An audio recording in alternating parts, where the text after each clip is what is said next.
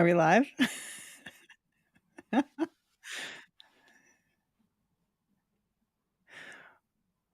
Wow, technology. How fun.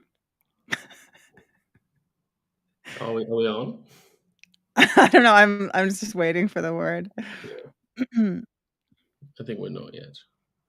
No, it doesn't seem like we're.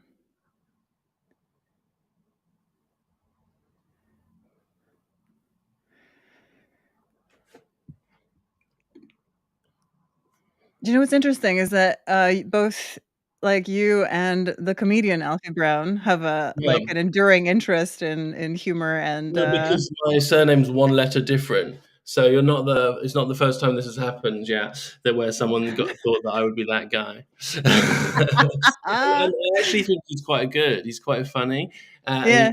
got in trouble. And but I mean, like I said, I do think it's quite good. So when I realised that mistake, I thought, well, let's talk about that because yeah, Yeah. good Yeah, to no, it's a great idea. I mean, it's what are the fucking odds too? Like, I don't know. Like we're live. Oh, sweet. great. Hello again. Hello again, friends and Americans. I'm your unfriendly neighborhood female supremacist. My name is Masha. This is my corner of the Penguin universe. Today we're having Alfie, known as Leftist Gamer on the app, formerly known as Twitter. Alfie is a lecturer in digital media, culture, and technology. He joined Royal Holloway after being assistant professor of the Hang Seng University of Hong Kong. Is that right? Yeah, that's right. Hey, hey, I got the right one this time. um, at the Chinese University of Hong Kong, he is also taught at the University of Manchester and Liverpool John Moores University. He is author of The PlayStation Dream World from Polity 2017 and In the Event of Laughter from Bloomsbury 2018, among other things. His most recent book is an edited collection of essays entitled Post Memes, Seizing the Memes of Production, out in late 2019. So clearly it's already out with Punctum Press. Punctum Press? Yeah. Collection brings together academics, journalists, and meme artists to discuss the political and cultural importance of the meme. All right. So once more into the breach. So there's also a comedian, a stand-up comedian called Alfie Brown, whom I Yeah. had prepared for and confused you with. Apologies, but seemingly there's some crossover. So I thought maybe we'd start with the memes because Yeah. the show is called Memes of Production. Tell me, let's talk about mimesis. Maybe define that very broadly and like briefly for our audience, and go from there. Yeah. Okay, cool. No, I mean, it's fun. It's funny. I mean, I actually, like I said, I think the comedian Alfie Brown's actually quite funny. And yeah, I mean, like I said, I did my PhD on studying laughter and comedy, and like I'm really like one of my main interests is in the kind of politics of laughter and comedy, what it means to laugh and how it works politically, and obviously, and so I'm actually now writing a new book. For polity, which will be called post comedy, which kind of argues that we're in this kind of post comedy world. So it's pretty funny that my name's Alfie Bown, and that, like, I think the history of my surname is like some peasants back in the day forgot the R, so it's really supposed to be Brown anyway. So and Phenomenal.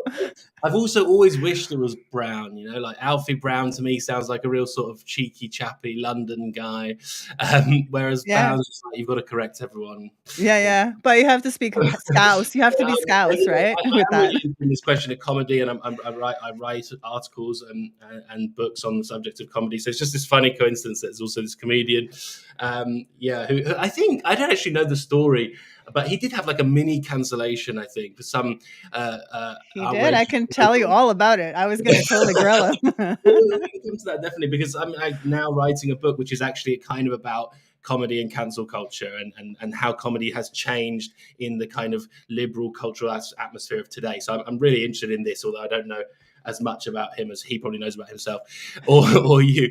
But I mean, it's also not totally disconnected to talk about memes because when I did that book about memes, like it was because of this interest in comedy actually, and it was in the run up to in the first sort of Trump election where you started to see Pepe and other kinds of memes really taking off with this kind of political a particular political agenda. So like my interest in meme culture is also in this kind of how does humor and politics connect, Yeah. and how do we kind of share those things as a sort of social political world, and what does it mean to sort of laugh together and stuff. And I think meme is all to do with that kind of thing too. Amazing. Yeah, shout out Frog Twitter. That's the whole, like, peppy crowd that, like, Yeah. is kind of like, just this become this, like, irony-soaked, like, fusion of both, like, kind of, former leftists now considered politically homeless, and then, like, kind of, disaffected, like, former Trump supporters who feel, like, left behind, right? It's kind of fused into this, just like flag Twitter has become everything's just inevitably becoming more and more irony soaked, as people deal with the death of all dreams. Um, Well, yeah. Well, I kind of think that is what it is. I mean, one way of putting it would be like the death of all dreams, but another would be like, this is like the material economic conditions of life today, which means we don't have hopes and dreams in the way that we might previously have done, and so everything fragments into this kind of post irony culture. I think that is kind of correct. Totally, totally, totally. I mean, you can't be wrong. You can't overstate how just like broke down and like bankrupted ideas are, right? Like there's just like this race to the bottom for how commodified everything is and how empty of actual meaning. So, but to go back to what you were saying at the beginning, I wanted to float this thing past you. Have you heard of the idea or the concept of nominative determinism? I have, but I don't know. You probably know more than me, so tell me about Well, it. it's like the German concept, like nomen est omen, right? Like the name of the thing sort of creates a container for what the thing will become, and that's kind of used in the popular culture to describe the difference between the two sons of Tom Hanks. One Yeah. is called Oh, Chad, right. and the other has Yeah. some like actual serious name, and they're absolutely like both living up to the to their One's a names. Chad and one's. Yeah, yeah. I didn't I know about Tom wonder. Hanks' son. Yeah, like that whole, like, cheeky, like, Alfie Brown, Alfie Bound aspect, do you think, like, you're filling the Right. I container mean, that was yeah, created? it's definitely this. Because there's also the other cultural reference points for Alfie is the film with like Michael Caine, and then there's a Jude Law one, which is like this kind of like cheeky, charming womanizer type, and then there's there's like a big Yeah. song. There's a famous song, I can't remember who it's by now, but which is kind of also the same kind of thing. So I don't know. I mean, yeah, I mean people, but I guess it's a question of naming. I mean, it is kind of interesting. Your name kind of goes before you, and you step into it. And I mean, I don't know about Tom Hanks's sons, but I think there's something in it. Well, I have to admit that I created my own name, like my name across the socials, and kind of my take and the surname is Jagasdottir, which is Mm. like I basically completely culturally appropriated the Icelandic matronymic like naming convention, You totally came up with this name just for your sort of online persona, Well, for myself going forward for most of my creative work, right? because first of all, there's in my culture this like primordial female witch character called Baba Yaga, and then my mother's name is also Yagoda, so I'm honoring both sort of like female traditions or lineages, or because the mothers typically get erased in those patronymic Mhm. patriarchal like naming traditions. So But maybe I should just change mine to brown. But I yeah. don't. I feel like I don't know. If you pick your own name, it's too much agency over yourself or whatever. You've got to Is just be there such a subject. thing? You should also just be subject to your conditions that you were you were given. Oh, but what about self-authorship, you know? Right, right. No? No, I mean maybe, yeah, but I Yeah. mean, yeah, yeah, maybe. So memes, going back to memes, like is something that occurs to me is that both like memes and like humor in general are to me aspects of kind of a type of like new high culture, because it requires a lot of intelligence and engagement and a communication of like fairly complex ideas through fairly simple and accessible means. So I Mm. I, I think that those are art forms that are typically quite devalued, but I think deserve a lot of attention and analysis and serious engagement. Yeah, I mean, I guess what I think, right, is that in a sense you could glance at our culture and say that like comedy is everywhere, right? I mean, if you look at like some of the, like a short form platform like TikTok or Instagram, whatever, like it's maybe along with food, it's like one of the main things that you're gonna find there. So it seems like a society that's really like in which humor is like really dominant, but I think that in another way we've sort of lost our ability to laugh together and stuff. And if we look at like that, so there's one like channel of thought which is like, well, humor's everywhere now. You get it in fragments throughout your day constantly. But another like approach would be like, well, look how much tension human causes, right? So human causes. So if you like look at an example, like probably the most obvious example would be like at the Oscars. Last last well 2 Oscars ago maybe when you got Chris Rock and Will Smith and there's this kind of infamous slap and then there's this kind of like fallout from that. Was the joke below above the belt and so on. Then alongside that you've got like the kind of cancellation of Dave Chappelle or Ricky Gervais, neither of whom are cancelled, but who get this kind of relatively consistent kind of criticism for their humor and their jokes, right? So on the one hand, like humor is has never been more present, and on the other hand, it's never been more of a source of tension. And I think this like points to kind of an interesting thing.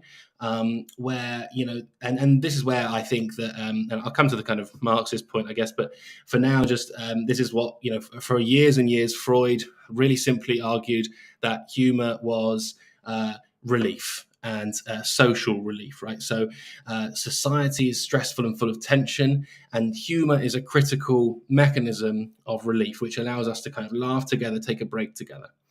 And this has completely turned on its head, right? Where it seems like now we can't laugh together, right? We can only, we're actually nervous about laughing. We almost think laughter might give us away, right? You laugh at the wrong joke, you get caught out, this kind of thing.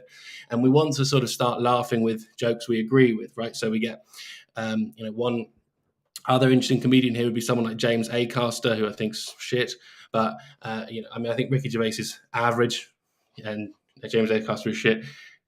Dave Chappelle I think is good if I were to rank them, but yeah, someone who like James Acaster, whose jokes are all about like, you've got to be pro. Ricky Gervais is such a transphobe. He's we should be he's a fascist. He's a transphobe, whatever. So he's like this kind of woke comedian on the one hand. Then you got like the Dave Chappelle, Ricky Gervais approach, which is like, I'm the anti-woke comedian. I should say what I want, kind of thing.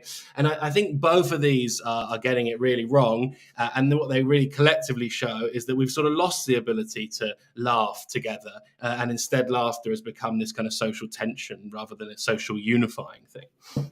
Yeah, that's interesting. I think one thing I would point to that has been said about criticisms of Dave Chappelle's like transphobia, quote unquote, which I actually don't find in the material itself. Like a reading of his text, I like his stand up as text. I don't actually find it transphobic, but is something that keeps coming up again in memes and all over social media. Is like, if you want to see who's powerful, look at who you're not allowed to laugh at. So Right.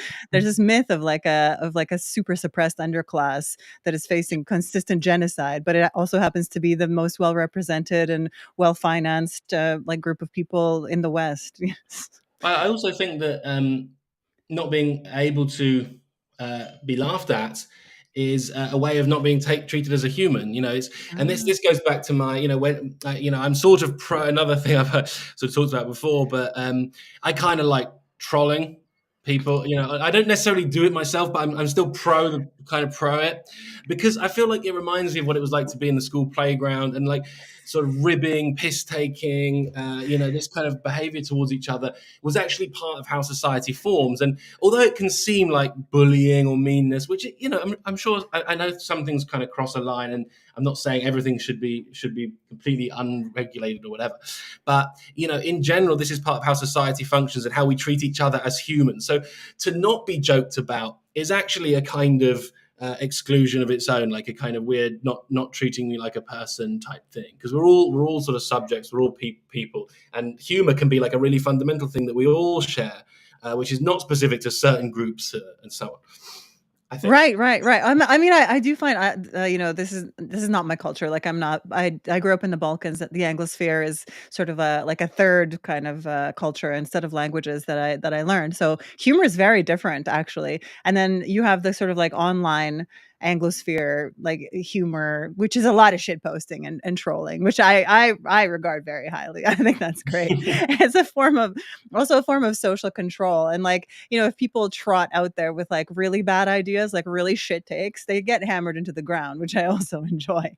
Even when it happens to me, I'm like, this is kind of the proving ground for bad ideas is that, and I think they're usually treated fairly gently with humor. And I think it's possible to criticize something with humor that would be just too devastating or too much if it was taken, if there was a humorless kind of like dissection Yeah, of yeah. the topic. Yeah. Yeah, no, but I just want to, yeah, I want to just, yeah, I agree with that. And I think, yeah, I think this kind of, although I do it myself, like analyze jokes and humor, I also think they shouldn't be analyzed in the sense of checking whether it's okay or not. Like we do this with loads of culture. I mean, I think one writer that I'm really interested in is this guy Alex Hochuli, who's a Brazilian author. And he's got this concept of like hyper politics, which means that basically we're always arguing over everything, whether what its politics are, and therefore basically whether it's like allowed or okay. So a really interesting example is something like Squid Game. That TV show comes out and everyone's like, "Oh, is Love it it. capitalist, anti-capitalist? And should I be enjoying it or should I be criticizing it?" We're now seeing it with Barbie in exactly the same way, right? Oh, is it too feminist, anti-feminist? What is Barbie, and does that mean I can enjoy it? Like, do I admit I enjoy it, and so on? And I think what humor can be is like something you can enjoy and participate in without necessarily doing this purity culture, this kind of thing of Right. pure and I'm enjoying it for the right reasons. It's precisely somewhere where you should be allowed to be caught out on the basis of ideology, or to laugh at the wrong thing, and so on. It's kind of like you can't humor kind of resists in a sense this hyper politics. Like everything will be dissected by those that decide whether they're good enough, pure enough, etc. And that's I think where there's a kind of possible, I don't know. Yeah, utopian, if you want, like Marxist potential in universalist potential in humor, because it is the one thing that won't actually submit to the culture wars. I guess I would say. Interesting, interesting. I mean, there's been attempts to bring it under control using like Yeah, cancellation, culture war kind of narratives. I mean, taking Hannah Gadsby as an example, she calls herself a comedian, but I don't find her that funny. She's that Australian, like autistic feminist, yeah, basically feminist yeah. I've lesbian. But seen. yeah, I mean, it seems too almost too uh real, right? Like she it's a kind of observational humor about her life that's quite painful, and I'm just loath to take on her burdens, right? Like it's too much of an ask if I'm engaging with something that's meant to be comedy. I can be very empathetic, especially to women's pain and experiences, and so don't like bait and switch me, like I'm in there listening, with this open heart to someone, Mhm. saying some of the worst things about her experiences of life. It's you can't make me pick up that burden, like No, so. that's an interesting point because it's like, yeah, I mean, because there's the other approach is like the idea that jokes like make you agree with certain things. Like, so, people who tell nationalist jokes or whatever, the idea is that they're secretly trying to get you to be nationalist yourself. Like, you laugh and then you've been caught, you're trapped in, whatever. But this is almost like this example you gave is almost the reverse, where it's like, well, I'm catching that kind of, I would say maybe this. It Yeah. used to be that way around. It used to be like the jokes were a way of getting you to tricking you into an ideological position or whatever. But now it's gone the other way around. First, you accept the ideological position, and then you're compelled to laugh as a result of Yeah, that. yeah, yeah, yeah. I think it's kind of like a false consciousness, right? To borrow from Marxist thought, it's like there. I think it's trying to catch you up, or trying to catch you in the net of some kind of empathy, and also some kind of like virtuous, oh, this poor downtrodden person, I feel for them, and then you kind of like end up with this identity of like, Yeah, oh wow, now their struggle is my struggle, and we can't all rise without raising these, people up, or this particular person up. So, mhm. yeah, I Yeah, just and feel I mean, manipulated by it is the problem. Yeah, I mean, and I definitely feel, yeah, I do feel that this supercharging up of jokes with tension that I was talking about is it does make it more manipulative, whatever. And I definitely want to be clear that I think both sides are kind of both sides when it comes to like the woke, anti-woke culture war stuff are getting it wrong, I think. And let me tell you a couple of jokes about Donald Trump and Let's see if I go. can Yeah. see if I can explain why I think they're both kind of wrong. But because yeah, this is just like interesting two examples really, and I mean, I know in a way we're done with the Trump humor, but two examples of jokes that were really kind of doing the rounds online a few years ago. One comes from the kind of leftist comedian, and one comes from a kind of rightist one or whatever. But I think they both like do the wrong thing. But anyway, I'm interested to know which one, if any, you think are actually funny as well. All right. All right, so in one of these jokes, right? Okay, so there's like a brave man at a zoo, and he sees that there's a lion's cage, and there's a child that's sort of strayed into the lion's enclosure. So the man, he's got a MAGA hat on. He jumps in and he throws the child to safety from the lion's cage, and he punches the lion in the face. Now, afterwards, the guy comes out of the lion's cage and he's interviewed by this journalist. And he's really excited, obviously, that he's going to get his 15 minutes of fame. And he goes to bed, wakes up in the morning looking forward to reading the newspaper and reading about his heroism. And he picks up the newspaper and he sees the headline: right wing fascist extremist punches African immigrant and steals his lunch. So there's one, which is your sort of, well, I won't analyze them. I'll just give you the two jokes, then I'll give you my reading. Second joke: Donald Trump. He's talking about foreign policy to his aide. Right, he's just sort of stood next to him, and he says, "Look, the more immigrants we let in, the better." And seeing that he's made a mistake, the aide corrects him and says, "The Führer." And Trump replies, "I told you not to call me that yet." Excellent. Both are funny. I love it. I love it. Yeah. So these are the two jokes. You think both are funny? Okay, that's very interesting. Yeah. But let me give you my reason for telling you these. They, Okay. in a sense, they take the opposite position, right? So one of them is a so-called right-wing joke, which criticizes the tendency of the liberal media to like escalate every act by a Republican into this kind of fear of rising fascism or whatever. So even if you are a brave guy who saves a child from a lion, the liberal media will spin it because you were a Trump person into this kind of, you must be a fascist, and the lion's the immigrant or whatever. Sure. Yeah. Then the other joke is the other perspective. It's like a liberal position, I'd say, that saying that the Republican Party are always trying to, even when they're always trying to sneak in fascism. They're really secretly fascists. And the aide's little mistake, he says the Führer. Trump thinks he said the Führer or whatever. This sort of accidental slip shows the secret fascism that's inherent to the Republican Party or whatever. So they've both got. They're both like opposite versions of each other, right? But the problem is, as we were just describing, they're the same thing, really. They're asking you to laugh at what you agree with, and to kind of think about, the humor is based on, you don't laugh because it's funny anymore. You laugh because you agree with it, right? And this Okay. that's why I'm interested that you actually laugh, because you're the first person I've done this little bit with a few people. You're the first person who's really thought both are funny. People have always got a preference, and it tends to be their ideological preference. I think I'm for several reasons. Because I consider myself an external observer of these phenomenon, and I'm neither team blue nor team red. I don't wear anybody's jersey. My only kind of like descriptor in my bio used to be non-aligned.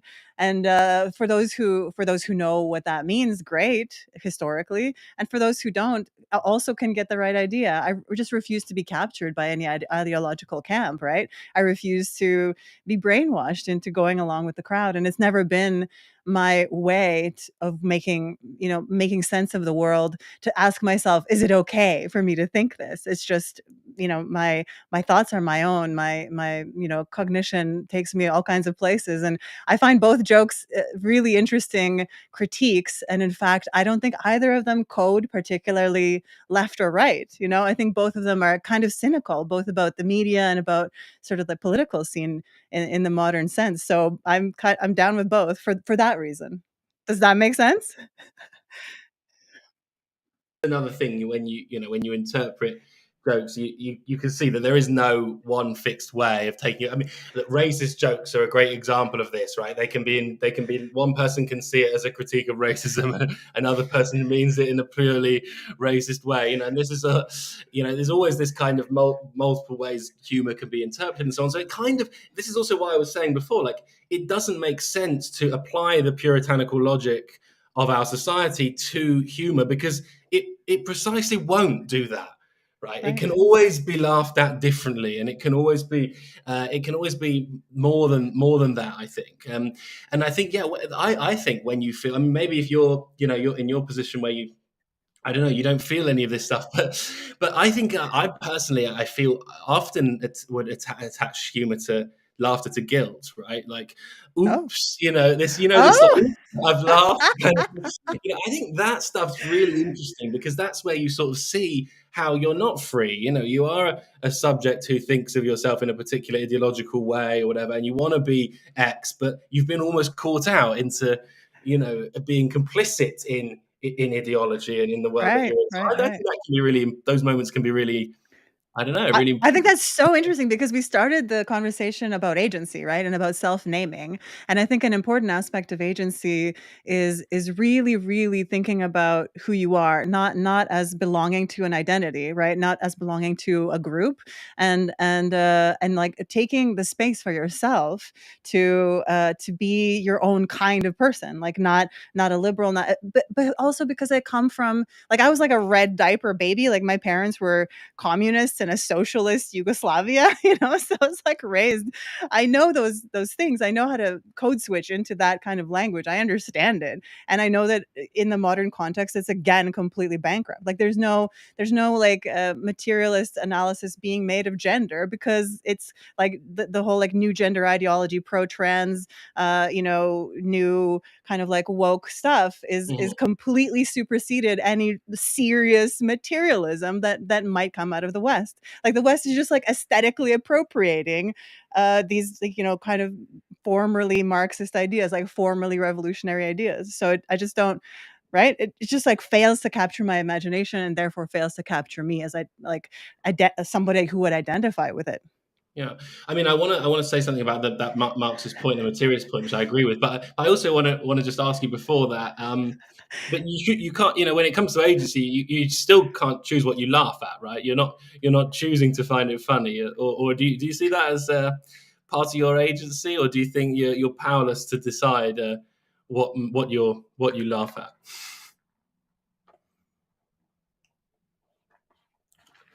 Is that they clamp themselves down. Like, they know what is okay to think and what is not okay to think, and they know what they should or shouldn't be laughing at, and that's rooted in that kind of guilt, like that primordial guilt of belonging or not belonging. And so now, instead of belonging to our families, we belong to tribes who have really specific requirements about what constitutes inside or outside, what in group out group think and talk is like. And so, yeah, that the agency comes in the form of me allowing myself to not edit before I react, to not like to be completely authentically expressive and to emanate exactly what I think without any filters of like, who the fuck is gonna tell me that, oh, now I'm not a good Marxist anymore, or now I'm not now I might be a MAGA person or whatever. Basically, I'm so comfortable telling everybody to go fuck themselves that just that's where my agency is.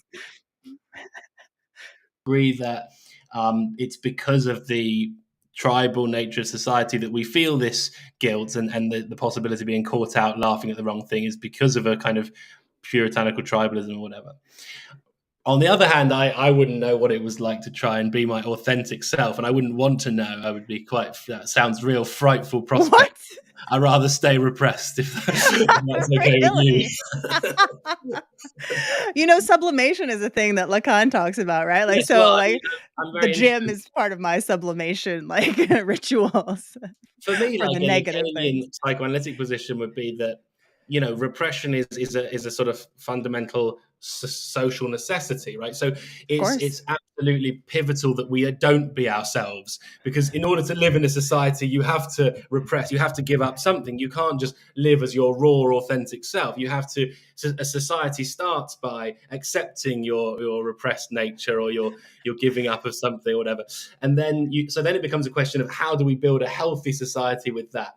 Whereas your approach of like, let's just be our authentic selves and pick our Yes. own names and run around doing exactly whatever we want, Yes. that would lead, I think, to some quite chaotic, if I everyone did don't that. think so. I think that we'd be more aware. No, no, listen, hear me out. I think to be aware of the compromises that you're making is a really worthy endeavor, Like make the compromises, but be aware of what you're giving up and what you're gaining in turn, and do it in like a self-reflexive way. Like don't allow any external sort of like identity group belonging whatever to kind of Mhm, install that sensor in your head, right? Like, don't do it. We are living in a panopticon anyway. Like, people will fucking mhm, tell you, people will yank you back in line.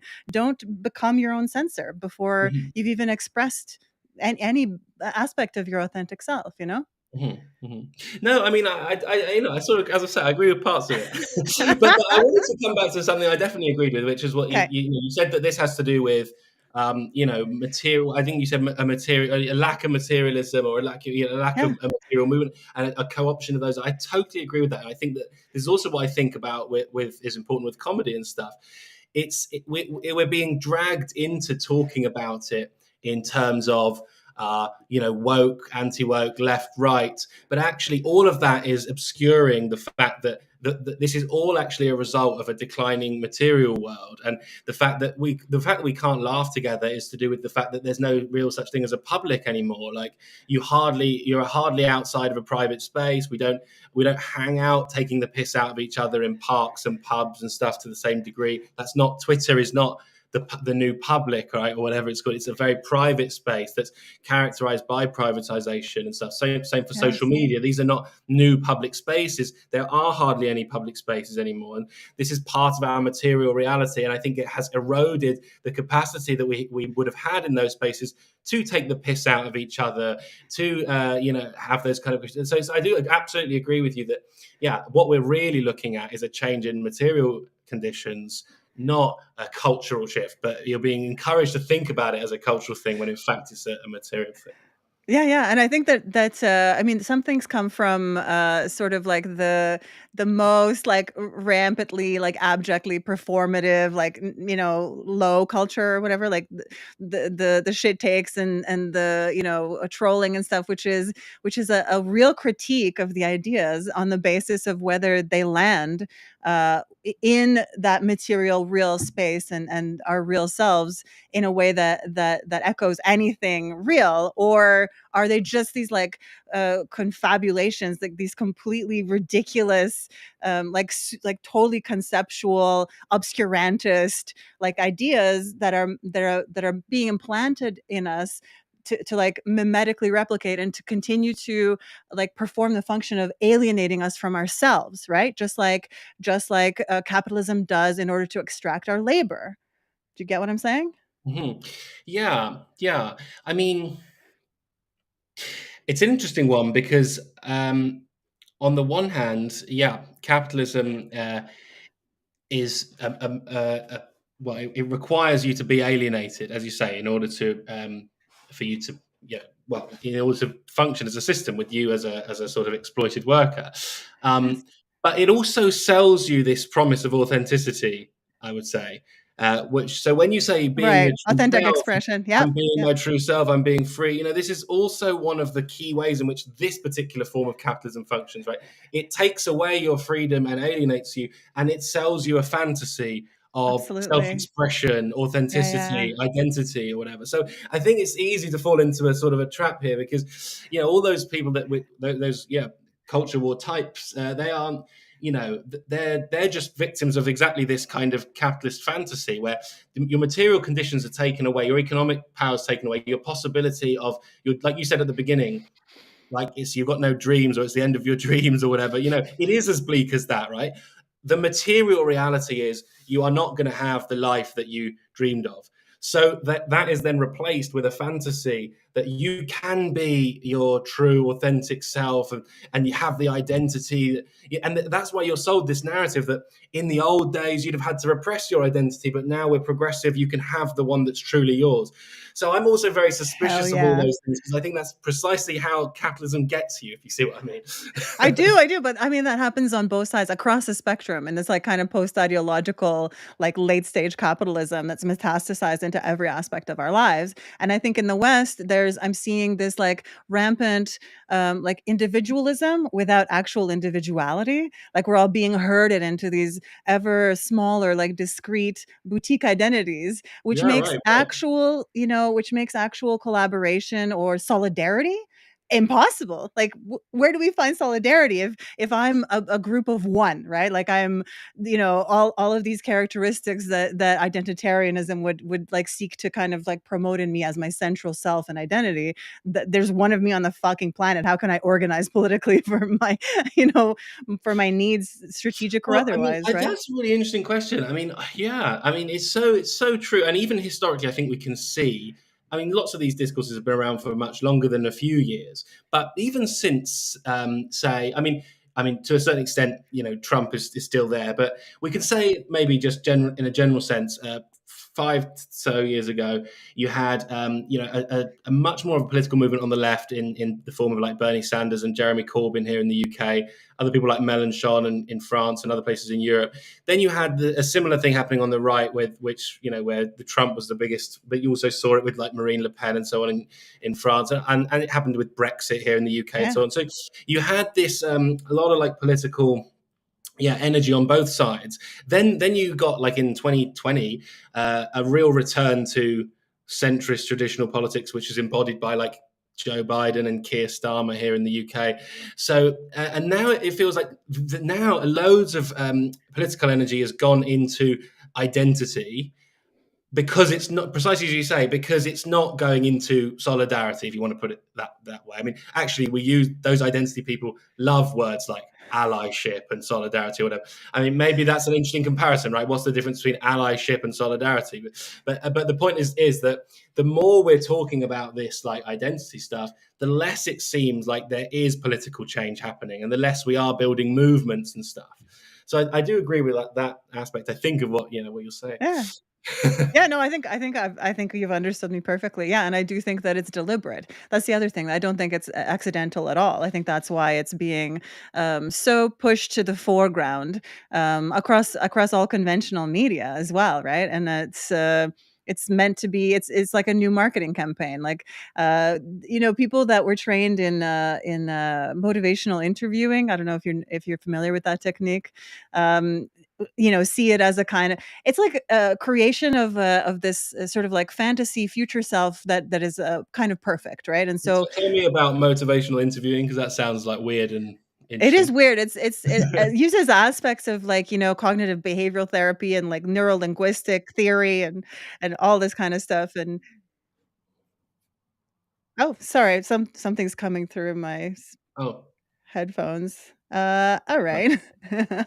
Anyway, so it's a way to get the client or the recipient of this intervention on board by investing in an identity or like some kind of perfected future self. So it's been used in the medical field in order to coerce mothers, for example, to agree to a certain immunization schedule for their babies. It's been used in all kinds of ways to manipulate people by dangling out like adherence to some orthodoxy or belonging to some more perfected or higher order or better group, like the good moms or these good people or these like this overclass of valuable good people.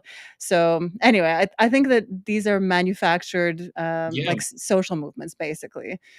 that we're meant to, again, I want to say the fragmentation, I think, is deliberate, and that's why we're seeing sort of like identitarianism breaking us up into ever smaller sort of like groups. Yeah, I mean, I got a question for you, but I Yeah. just want to say the bit of that that chimes with me more is when I think about like the happiness industry and positivity discourse and things like that, and especially, I mean, I did a book about like, well, actually, it's kind of about dating apps and stuff, like basically how technology is used in these kind of things. And one of the things that I really got really interested in was these communities of people who like have Fitbits and Apple Watches and stuff, but especially people. There's really nerdy communities who use these things to, control regulate your blood pressure, monitor it, everything like that. There you go. Yeah, you're probably exactly with the gym behind you. You're perfect candidate. I'm There's in this it. I'm in it. accuser. Like, have you heard this phrase, accuser? It's like a quantified self The use. quantified self. Yeah. Yeah, yeah, Yeah. and this, but anyway, and this is part of this wider self-help movement, which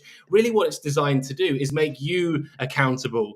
Rather than your broader society or capitalism, if you like. So rather than people putting energy into changing society collectively to make our lives better, they put it into self-improvement and a focus on an individual or whatever. And I think this is a big trend. And, someone like Jordan Peterson wouldn't exist without this trend. It's exactly this: clean your room instead of go to a protest or whatever. Not that I do. Well, I do clean my room. I don't really go to protests, but in this case, I meant the opposite. but no. My point is, so I agree with you that there's this. It's deliberate in the sense that it's not a coincidence. This is actually a big pattern that's happening. But I guess I wanted to ask you, like, when you say it's deliberate, who do you think's doing that? Because to me, it seems like, I don't know, what deliberate on the part of like capitalism itself or something. Like, these are trends that serve the system or whatever. But where you seem like Right. you're Right. a bit more sort of in a bit more sort of an organized way. You're being tricked. Yeah. Yes, yes, yes, exactly. So I spoke to Susan Blackmore, who is a theorist that talks about memes and is it teams, like TEMES? So like the larger sort of like systemic phenomenon that are self-replicating. And she used the example of like NFTs and cryptocurrencies, like how those are just like these black holes that have started to suck real like resources of the material world, right? Like if you think about these server farms that are under the sea, like off the coast of various continents, just like heating up the oceans, running these calculations to farm crypto, to mine crypto, that are useless. Like they're not calculations for how to get us off world. They're not calculations for how to sort of like manage nutrition or the population or anything like that. They're completely useless. So like these self-replicating systems that start to take care of themselves, almost take a life of their own in order to continue to exist, and they become a kind of like parasitic entity, like on the top of the polity of the people, or of like humanity in general. Do you know what I'm saying? Yeah.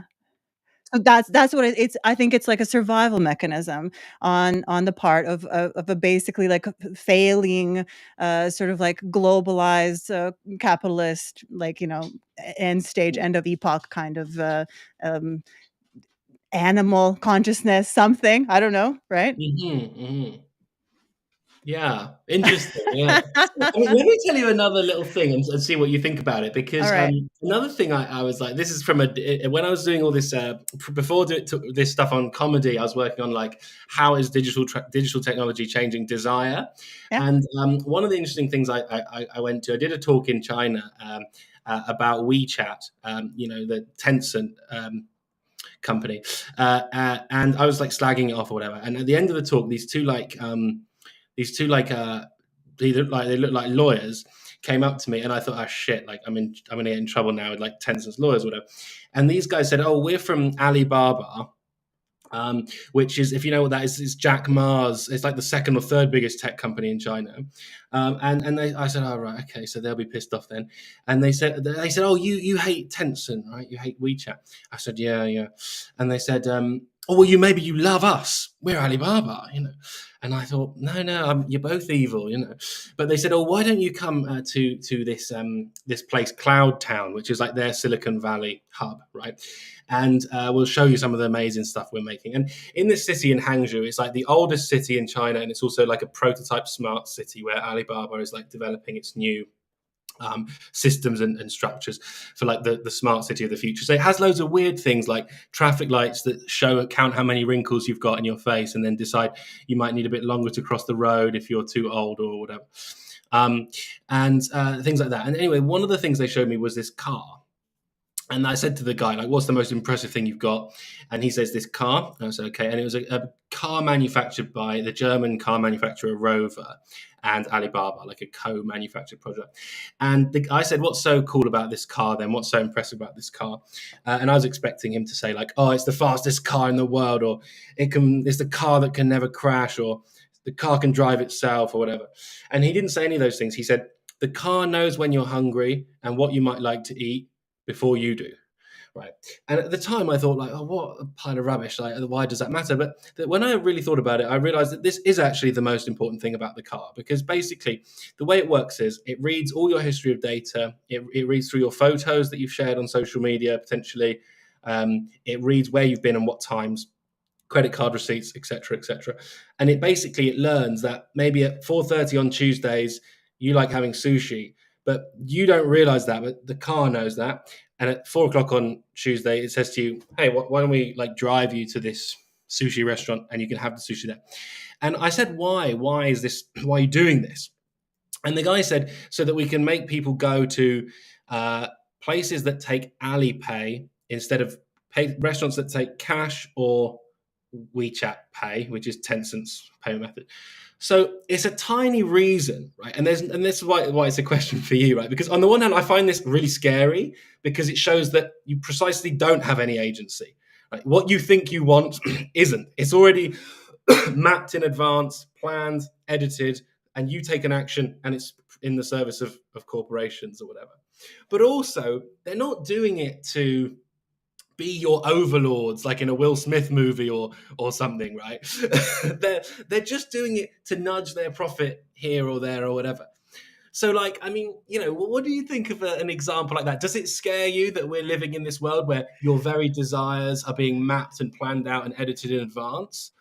Or, you know, I don't know, because you I don't know. What do you think first of all?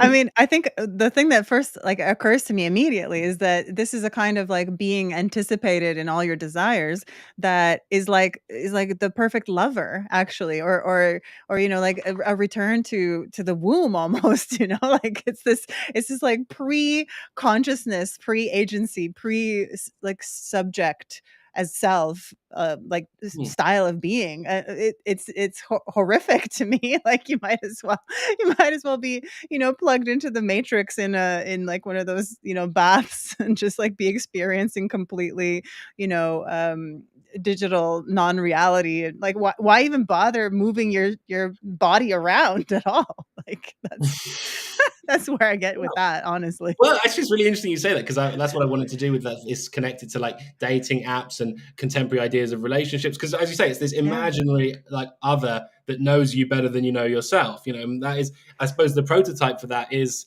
a relationship of some kind, or perhaps, as you said, a mother, right? So, and you become the baby, and then like, Alibaba becomes the mother, which knows that you're getting a bit ratty because you haven't had your milk or whatever. Yes. Horrifying, horrifying, and completely, like, cauterizes any sense of, like, self-development or Yeah. the capacity for change or, you know, maturation or anything. Like, And that's I, yeah, I think, that's yeah, yeah, horrific. it all goes. I think that's a really interesting point, and it all goes to the same thing we were saying earlier, that this is the level of fantasy, and it's the level of material conditions which is really important. But we're living it; it's all getting played out at the level of fantasy. And yeah, and you know, you just said it takes away your capacity for maturity.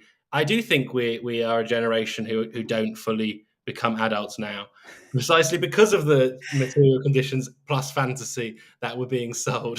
So that's why Yeah. Yeah. our children into their 30s and 40s, because we really are being mothered by Alibaba and not facing the real world and not living in the material world of reality, but in these fantasies, which we're not growing up out of. I actually think that's exactly what's happening. Yeah. Yeah, yeah, no, and I mean, I have the experience my parents sort of grew up in a type of nanny state, right? Like socialism, at its best was that, completely anticipated your needs and caught you before you fell and bruised your knee every time, and that created, my parents, I find, continue to be like I was when we came to the West, I was, sort of parentalized by them because I learned the language the fastest and I understood like the different dynamic of like living in like a capitalist society much more quickly and adapted more quickly. So I think like the fusion of the two, like having a kind of nanny state that also doesn't value you as a citizen, like doesn't regard you as the, like in the US it's a corporatist state. It doesn't value individuals or people. It values corporations as entities above people.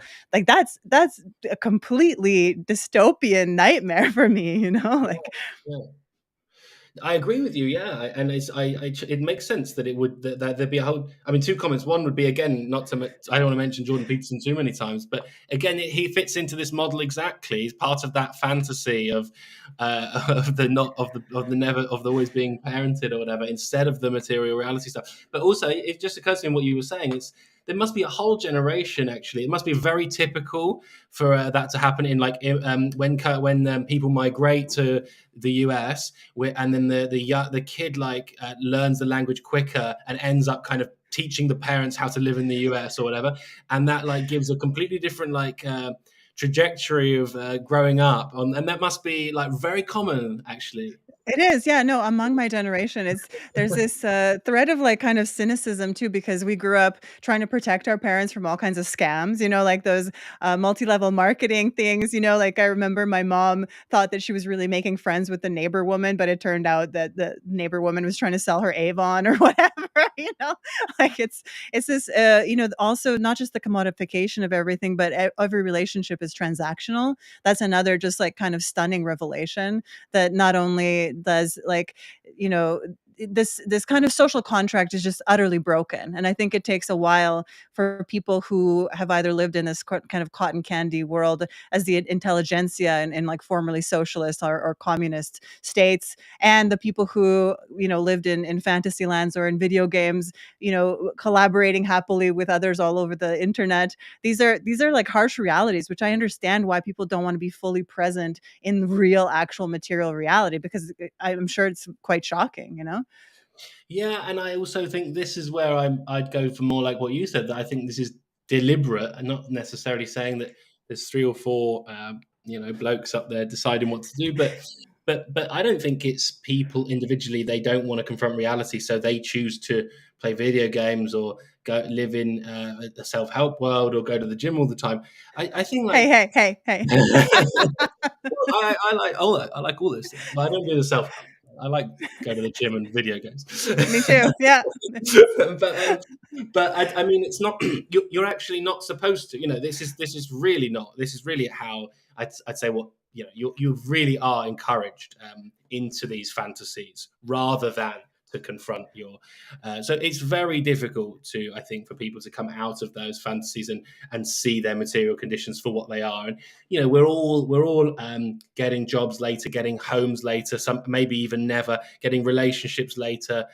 People not having the same economic work family life that they would have anticipated, dreamed of. It's very difficult to confront that after working hard, trying to pursue dreams that aren't going to materialize. So and so what you're offered is a huge platter full of different forms and bits of fantasy that will allow you to sort of not confront that. And I think that's Escapism. where we are. That's not. Yeah. Yeah, yeah. Yeah, but I feel like, I mean, to get nerdy for a moment, like one of my favorite like video game series has been Fallout, from Mhm. Bethesda. I Yeah. love, and it's a totally dystopian world, but I love it. Like I love it. I Yeah. love it. Well, I mean, that's also interesting, isn't it? Because I mean, I tried to sort of work this out once as well, because I wanted to think about whether, I mean, I'm sort of doing what I said was bad, which is like is Fallout good or not? But in a way, it's a critique of capitalism and stuff. But in a way, also, it's like at least things aren't as bad as this, you know. So you Yeah. escape into something even worse or whatever. But no, I mean, it is so interesting how much like dystopian stuff is the most popular capitalist product today. I think that's Yeah, but really hear me out about Fallout. I think it's in a way it's kind of utopian, right? Because what is in the Fallout kind of like universe, in that world, there is a past which is actually kind of utopian, right? Like there's this like retrofuturism that's quite beautiful. Like we harness the power of the atom, and everything, is runs on electricity, and it's only through, the stupidity of like warmongering tribalism that we destroyed all of that. So for me, it's actually kind of like like strangely yeah. utopian in a way, and it's given us an aesthetic and a kind of like future history that is interesting to me. Like why don't we go in that direction instead of fossil fuels, Mhm. instead of deprivation, instead of austerity, to kind of like bring Greece and other economies back into line. The technocrats are going to apply austerity measures and like destroy Yeah. social. No, Yeah, you that's know a what I good mean? way of writing. That's good. I mean, yeah, yeah, okay, yeah. No, because that's better than. Well, I was going to say it's a bit like The Walking Dead. Have you seen The Walking Dead? Yeah, yeah, yeah, yeah, yeah. So The Walking Dead is always thought of as like. I mean, this is old now, but I mean, it's probably not. It's probably still going, but like it's always thought of as like a zombie apocalypse dystopia. Like this is a terrible thing. Like but actually, it's absolutely a fantasy utopia. Like who wouldn't want to wake up in a world where only 10 people were special and you were one of them and everyone else was just a moron who's a non-playable character or whatever. I've been talking with my partner about this topic of non-playable characters recently because have you seen all the memes about people behaving like an npc and things like that? There's definitely something really interesting in this, like, and it was just thinking about The Walking Dead when you were saying that this is actually the dream is you wake up and most people are just a zombie now, so they can just be disregarded. But you're one of the special ones who's still a human and gets to be part of a society of the future. And this is exactly what happens. Episode 1 of The Walking Dead. Father, what's his name? Andrew Lincoln. I love him from Teachers. He's a British guy. Him and the others. They form this unit. They start building society again, and it's like we get a fresh start at being ethical, at organizing things, and we play a central role in society. That's a dream, not a nightmare. And I thought Fallout was similar, but I think you've given it a bit more of an edge on those things. Yeah, yeah, yeah. And I totally agree. I was just thinking of the NPC narrative as you brought up Walking Dead. I totally think that, and it's always been about that. Like even the early zombie movies, and the one, is it Romero that directed this one? The one that it was in a mall, in a shopping mall. It was such a comment on consumer culture, right? Like these zombies, like literally mindless automatons going about their old preoccupation, which was shopping, which was like consuming as consumers, right? Like the most basic unit of humanity in the West turns out to be as a as a consumer. Like that's the most right, like that's the deepest aspect of like, identity that they retain after completely losing their brain, right? Like it's hilarious. I love that as a comment on society, Yeah, honestly. it Yeah. is. Totally NPC narrative. Yeah. But also the dark or the shadow side of that is people thinking, like you said, that we're the special ones, right? Like we're the only ones capable of sort of that meta analysis, that metacognition of like understanding what's Yeah, really going on. because quite literally, everyone there's too many special ones. I mean, it's like over education or whatever. But you've now got for every one job, you've got thousands of graduates capable of excelling in it. So you actually kind of need a zombie apocalypse to sort this out because of the way the material conditions have gone so far. So they're just yeah, they're just so Yeah, yeah. Not this. just that, not just that, but like who's doing that creative labor, that intellectual labor, right? It's AI, it's Chat GPT. Like Chat GPT has replaced artists, poets, culture commentators, replaced like the entire potentially like industry ecology of cultural production. Meanwhile, people have become machines and are still doing the hard labor. Like that's a fucking dystopian present that we're living in. Like I'm sure we didn't intend that when we were creating AI, that would, like, that they would form the elite, the intelligentsia of society, Mm. and we're down here just being, robots, robotniki, like Yeah. literally just the workers, without souls, without minds. I mean, yeah, I mean, we've probably run out of time, but just that is an interesting thing to bring up. Just at the, I mean, one of the things I was thinking about recently was this. Yeah, I mean, so there's this this guy Benjamin Bratton. He's quite an interesting theorist. He's working on AI, and his theory in one sentence was that um, there are times in the past when technology can't do what humans can imagine. So we've got loads of ideas, but we haven't got the technology to do it. So we dream of like going to the moon or whatever, but we actually haven't got a rocket yet. I mean, I don't think we went to the moon, but that's another Oh, matter. same. Yes. Yeah, Right on. who would have guessed? Yeah, I would have guessed. But anyway, that's the point. Is he then has now there are other times in society when the technology can do way more than the humans can imagine it to do. So, in his opinion, is that this is a moment like that where the technology we've got is there and it's extremely powerful, but we haven't got a clue how to use it. Whereas in the past, our ideas were ahead of the technology. Now the technology is ahead of our ideas. I'm not sure if I agree with that or not. My instinct is to say that that's too utopian in itself, because I think we've made this technology precisely to exploit the working class or whatever, right? We've not done it like, oh, we've made it because it's amazing and progressive to make, and now we're going to see what it does, and then it'll be like, oops, it exploited you.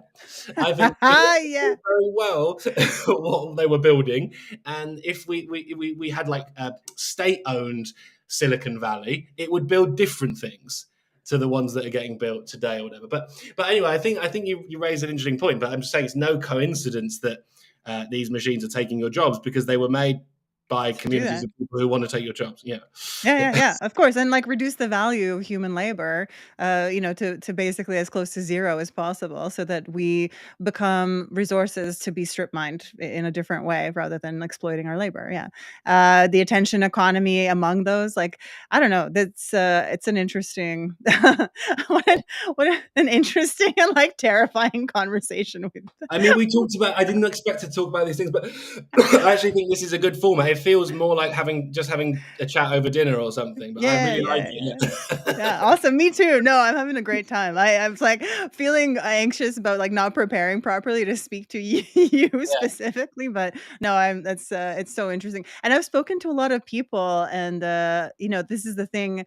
This is like kind of the secret behind the scenes, and why I'm interested in these kind of forums, and why digital media and like these ways of connecting might be rehumanizing, is actually we find that whatever our like kind of identitarian overlay, or like aesthetic preferences or whatever are, we can talk to each other. We can talk to each other about these things, and we have analytical viewpoints that we can participate in a kind of like dialogical approach to like discover, to build some kind of truth together, right? So Yeah, that's exactly, fascinating. exactly. No, and Yeah. I think it's really important too. Yeah, no, I didn't know what you guys are doing, but I'll definitely tune into future stuff. It's been really fun. I Very enjoyed. cool. Yeah, awesome. Thank you so much, and thanks for your patience with the No, no, chaos and, it's like, great. Great no, fun. that's been phenomenal. Alright.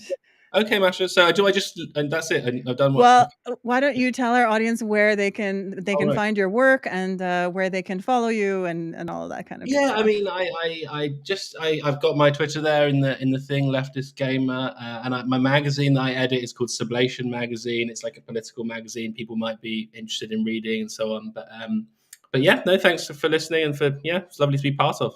Great, great conversation. Thanks again. All right, Bye. Bye see you for later. now. Bye bye.